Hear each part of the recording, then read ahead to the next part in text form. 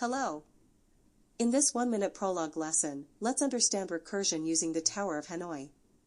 The problem is simple: move disks from one peg to another, following a few rules. In Prolog, the solution is beautifully recursive.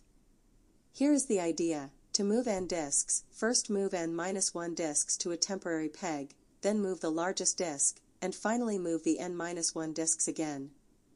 In code, it looks like this: Hanoi 1 a b underscore right a dash b nl Hanoi n a b c n greater than 1 n1 is n1 Hanoi n1 a c b right a dash b nl Hanoi n1 c b a. This is recursion. A problem is solved by solving smaller versions of itself. No loops. Just rules. Prolog follows these rules and automatically generates the solution steps. That's the power of recursion in logic programming.